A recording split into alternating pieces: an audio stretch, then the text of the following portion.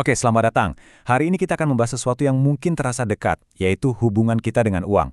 Kalau Anda pernah merasa ada yang aneh, ada yang nggak beres, meskipun angka di rekening bank Anda kelihatannya baik-baik saja, nah, Anda datang ke tempat yang tepat. Kita akan bicara soal detoksifikasi kekayaan. Kita mulai dengan satu pertanyaan yang mungkin cukup radikal. Bagaimana kalau semua spreadsheet, semua aplikasi anggaran yang selama ini kita andalkan, itu justru salah sasaran? Gimana kalau ternyata kecemasan finansial kita itu akarnya bukan masalah matematika, tapi masalah hati? Anda mungkin udah berhasil, punya portofolio yang solid, karir yang oke, tapi pembahasan kita kali ini bukan soal itu. Ini soal paradoksnya kekayaan, soal kegelisahan yang sering datang di saat-saat paling sepi, mungkin jam 3 pagi, waktu semua orang tidur, tapi pikiran Anda justru lari kemana-mana. Coba jujur, gambaran ini terasa familiar nggak sih? Anda kayaknya udah menang dalam permainan uang.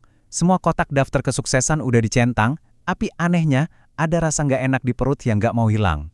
Perasaan kalau ada sesuatu yang salah, yang mendasar, dan itu nggak ada hubungannya sama saldo rekening Anda. Nah, sekarang waktunya kita berhenti ngobatin gejalanya dan mulai cari tahu penyakitnya. Kalau spreadsheet dan strategi investasi nggak bikin cemas Anda hilang, itu bukan karena Anda kurang jago ngaturnya. Mungkin karena kita selama ini pakai alat yang salah untuk masalah yang salah. Coba lihat daftar ini. Mungkin Anda kenal beberapa, atau malah udah coba semuanya. Aplikasi budgeting, baca buku-buku bestseller, sampai mikir, kalau aja saya punya lebih banyak uang, pasti beres. Tapi nyatanya kecemasan itu masih ada kan? Kayak duri kecil yang terus-terusan menusuk. Itu karena kita belum pernah gali sampai ke akarnya. Dan ternyata, akar masalahnya itu ada namanya. Materi sumber kita mendiagnosisnya sebagai syuh. Seperti yang tertulis di sini, ini bukan sekedar pelit biasa. Ini jauh lebih dalam. Ini adalah dorongan dari dalam diri untuk terus menimbun yang lahir dari rasa takut. Ini adalah kekikiran jiwa. Dan inilah sumber sejati dari kegelisahan finansial kita. Oke, kalau diagnosisnya adalah syuh, berarti obatnya adalah sebuah praktik kuno yang akan kita lihat dari sudut pandang yang benar-benar baru. Coba lupakan dulu apa yang Anda tahu tentang ini. Kita nggak akan bahas ini sebagai kewajiban, tapi sebagai sebuah proses detoksifikasi, baik secara spiritual maupun psikologis. Nah, tabel perbandingan ini merangkum semuanya. Kita bergeser ya, dari yang tadinya cuma terasa seperti kewajiban menjadi sebuah pembebasan. Dari sekadar hitung-hitungan angka menjadi sebuah transformasi diri. Kita berhenti cuma ngurusin dompet dan mulai menyembuhkan jiwa. Ini lompatan besar, dari yang sifatnya aturan jadi sesuatu yang menyentuh psikologis dan spiritual.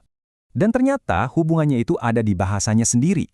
Kata zakat dan tazkiyah, yang artinya penyucian jiwa, itu berasal dari akar kata yang sama. Ini bukan kebetulan, ini semacam cetak biru. Ini seolah memberitahu kita bahwa tindakan memberi itu, dari sananya memang dirancang untuk membersihkan dan menyucikan sesuatu di dalam diri kita. Sebuah kerangka kerja untuk kesehatan psikologis. Oke, kita tinggalkan sejenak teks-teks kuno dan kita beralih ke sains modern. Karena apa yang terjadi di otak kita pas kita memberi itu, wah ini luar biasa. Ternyata, sains mendukung seluruh gagasan detoksifikasi ini dengan cara yang sangat nyata. Jadi ini bukan cuma soal perasaan hangat yang abstrak, ini kimia otak yang bisa diukur. Kutipan ilmiah di layar ini mengkonfirmasi, saat kita memberi, otak kita itu melepaskan semacam koktail kimia yang dahsyat. Nah, apa aja isinya? Coba perhatikan proses ini. Waktu Anda memberi, boom, dopamin keluar. Bikin Anda merasa dapat penghargaan. Lalu serotonin datang, secara aktif ngurangin cemas dan naikin mood. Terakhir ada oksitosin, si hormon koneksi, yang bikin kita merasa aman dan tentram. Jadi intinya apa? Anda itu bukan cuma bantu orang lain. Anda itu secara harfiah sedang menyembuhkan otak Anda sendiri dari kecemasan. Dan disinilah kuncinya. Kecemasan jam 3 pagi itu adalah otak kita yang terjebak di mode bertahan hidup, mode kelangkaan. Saat Anda memberi, Anda itu seolah-olah sedang ngehack sistem rasa takut itu. Anda secara aktif melatih ulang sirkuit di otak Anda, mengganti program takut kekurangan dengan program merasa aman. Lalu semua ini membawa kita kemana? Apa sih tujuan akhir dari detox ini? Tujuannya adalah mencapai sebuah kehidupan yang terintegrasi, di mana kita akhirnya bisa beralih dari pola pikir yang terus-terusan merasa kurang menuju sebuah rasa damai yang sejati. Dan pergeseran itu ternyata ditopang oleh satu konsep terakhir yang sangat kuat, yaitu amanah. Ini adalah ide yang revolusioner, bahwa kekayaan yang kita punya itu bukan piala pribadi kita, melainkan sebuah amanah suci. Kita bukan pemiliknya, kita ini cuma pengelolanya. Perubahan ini dampaknya dalam banget. Kecemasan itu kan akarnya dari rasa memiliki ya, menggenggam erat-erat, takut kehilangan. Konsep amanah ini mengubah total cara pandang kita menjadi kepengurusan, menumbuhkan, mendistribusikan, fokus kita langsung bergeser. Bukan lagi apa yang saya punya, tapi apa yang bisa saya lakukan dengan apa yang saya punya. Dan pergeseran itu mengubah segalanya.